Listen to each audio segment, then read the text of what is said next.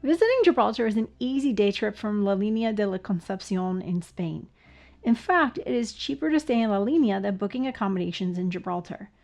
Welcome to Sarah's Scuba and Travel channel. In this video, I want to share a one-day itinerary for visiting Gibraltar from Spain. La Linea is a small town on the border with Gibraltar. You can easily walk to the border crossing if your accommodations are close by. If not, there is a parking lot, or you can drive your car into Gibraltar. I opted to walk as it gave me an opportunity to enjoy views from the beach and marina. You will need your passport for the border crossing, as Gibraltar is part of the UK and not the EU, so make sure you have that packed before making your way over. This is also important in case you need to research in advance if a visa is needed based on your passport's country of origin. Walking across the border is a pretty easy process. Spain will stamp your passport for exiting the country, and then you will proceed to another building where a Gibraltar official will visually verify your passport. I was a little disappointed I did not receive a stamp in my passport for Gibraltar. I like collecting the stamps as souvenirs of my travels. You will quickly find yourself exiting the building and entering the UK. Within a few steps, you will find yourself at a bus stop. I recommend purchasing the unlimited one-day ticket for the bus system for £6. You should receive a bus map and ticket with your receipt of purchase. Anytime you board a bus, just show the driver your receipt. This option was cheaper than paying an individual fare on each bus I took in this itinerary. You want to board the 510 bus, which will take you through the downtown area. You will take this bus to the end of the route and disembark at Boyd Street Terminus or City Center South. This will put you next to the cable car parking area. Make your way to the cable car entrance, where I recommend purchasing a one-way cable car ride with a nature reserve armband for £46.50. You will receive a wristband with a QR code that will allow you entrance into many sites at the top of the Rock of Gibraltar. In addition, you will receive 3 hours of free Wi-Fi access if you would like to use the audio guide that is available. I recommend waiting until you get to the top of Gibraltar to activate the Wi-Fi, so you're not using up the time while standing in line waiting for the cable car, which was a pretty significant wait on the day of my visit. I did not have cellular coverage in Gibraltar, so I used the Wi-Fi to stay in communication with my husband to let him know I was okay and make plans for later in the evening. There are signs in the waiting area for the cable car about the wild Barbary macaques on top of the mountain. I encourage you to read these as you wait, so you can keep yourself safe and avoid unwanted interactions or attacks from the monkeys. The biggest things to remember are do not touch or feed the monkeys and do not carry food on you, even in your bag. I did learn from a doctor who evaluated me for my monkey bite in Honduras that rabies is not active in Gibraltar, but don't take the chance. Keep your distance. Eventually your cable car will arrive and you will make the easy 3.5-minute ride to the top.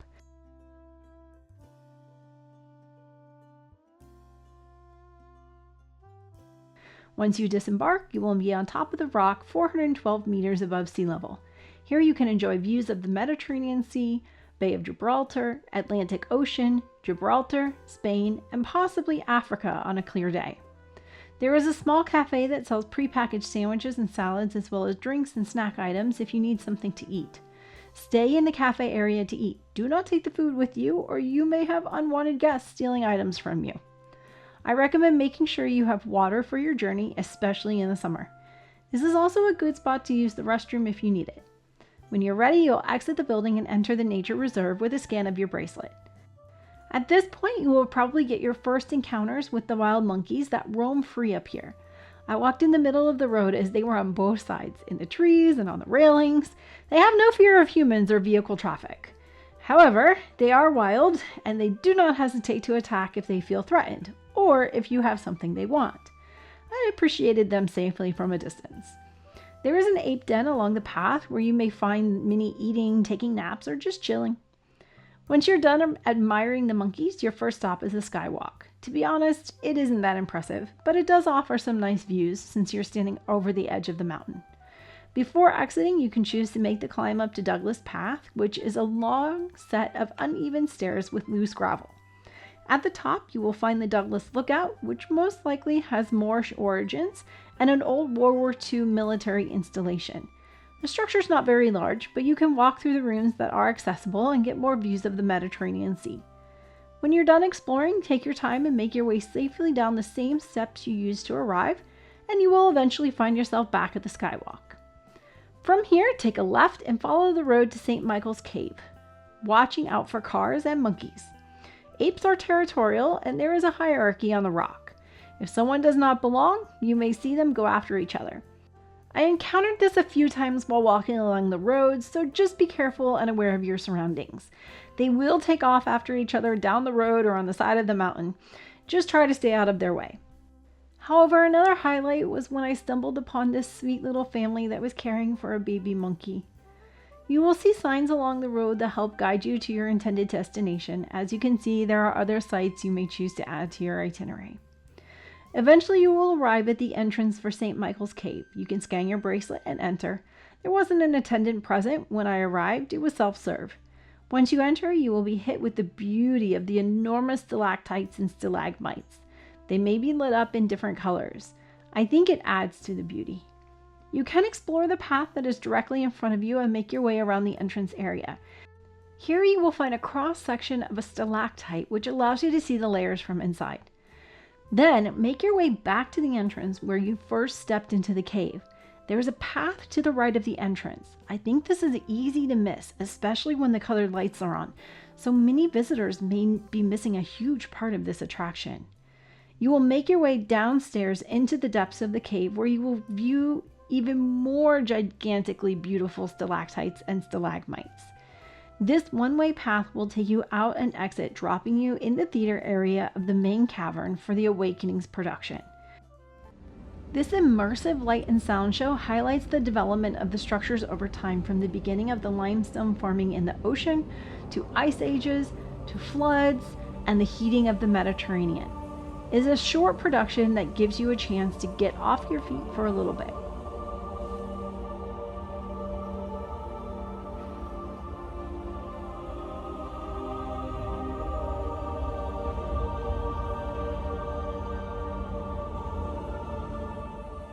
As the lights turn back on, you are reminded of the beauty and power of nature all around you. When you're ready, exit the cave, which will drop you at the shop and restaurant. This is a good place to grab a snack and more water. Be careful, you may have guests joining you. If you're going to eat, I recommend staying in the building to finish your food. Do not try to walk and eat your snack. Do not take snacks in your bag. It is not worth an unpleasant ape encounter. They have big teeth and most likely will win. I want to take a moment to share with you a great way to record your adventures for years to come. I have created an international travel log inspired by dive logs that allows you to quickly document and reflect on your day's activities and adventures. Because I don't like long journaling sessions at the end of the day, but I want to remember what happened and the things that I encountered and experienced. It contains 50 entries or days of travel with collage pages for ticket stubs, pictures, and more. Please see the link in the video description below for more information and to order your copy today. Okay, back to Gibraltar. From St. Michael's Cave, take a short walk downhill to the trail marker for the Royal Anglian Way.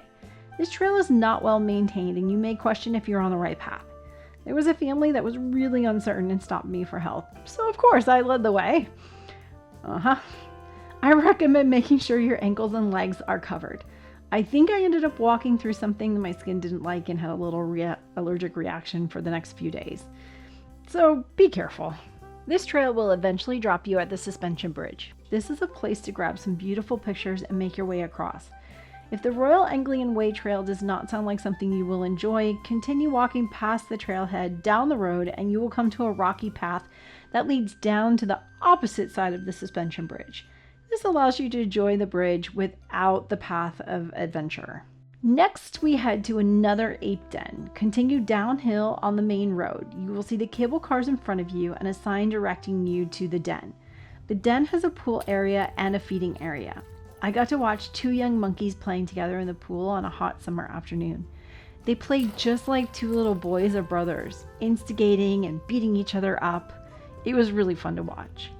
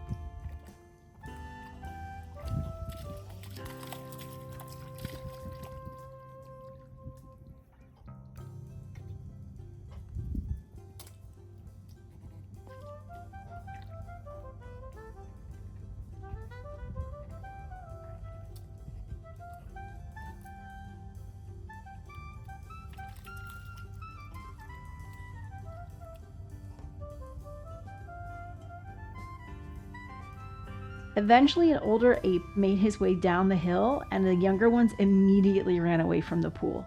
This is an example of the hierarchies I mentioned before.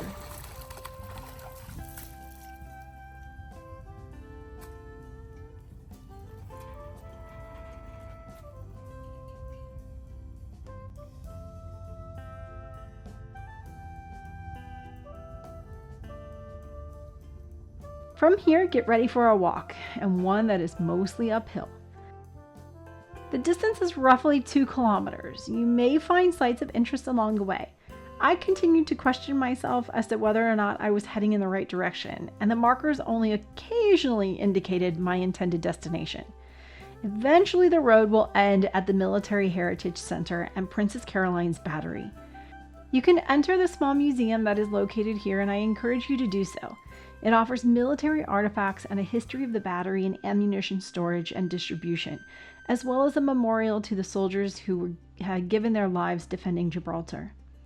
Next, make another uphill climb to the Great Siege tunnels.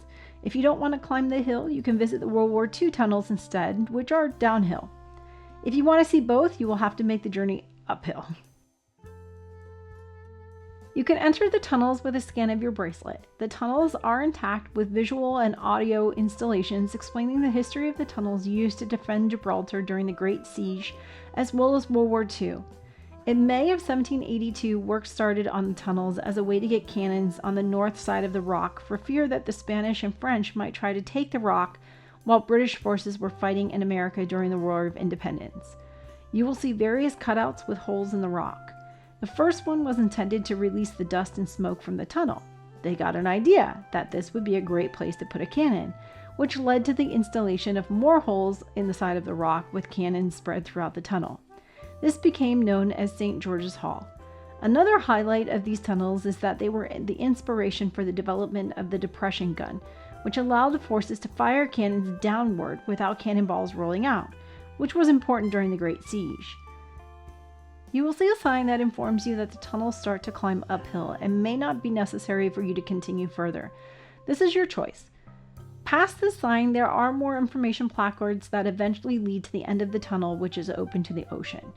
This part of the tunnel is called the Holy Land Tunnel, which was created during World War II. During World War II, the tunnels were expanded starting in 1940 and continued to be expanded until 1968, when the tunneling troop of Royal Engineers was disbanded and posted to other units. From 1940 to 1943, almost 34 miles of tunnel were added. When you are done or have gone as far as you would like, make your way out the same way you entered. Head down the hill, past the Military Heritage Center, to the City Under Siege exhibit. Along the way, you will see the lime kiln, which has been restored and was originally constructed in the late 19th century or very early 20th century. It is one of 2 kilns located on Gibraltar, which produce quicklime for use in the construction of Gibraltar's water catchments and underground reservoirs. Quicklime was produced by burning limestone in a kiln in temperatures above 900 degrees Celsius. The end product was a very corrosive substance that was then mixed with water to produce slick lime or cow. This product formed the basis for mortars and cement, and was also used to make whitewash to paint houses and patios, a practice that can be traced back to the 14th century. More importantly, it was also used to line the inside of underground cisterns, which also kept the stored water free of bacteria. From here, the City Under Siege exhibit will come into view. Again, there weren't any attendants at this location, which made it a little eerie to explore on my own. The installations here explain what it was like for people living on Gibraltar and defending the rock during the Great Siege that lasted almost 4 years, as a small British garrison defended the rock against the much larger French and Spanish forces. There is a small theater with a video explaining the events in life during this period as well. Next, continue down the road and you will run into World War II tunnels. Again, it is your choice if you want to visit these tunnels.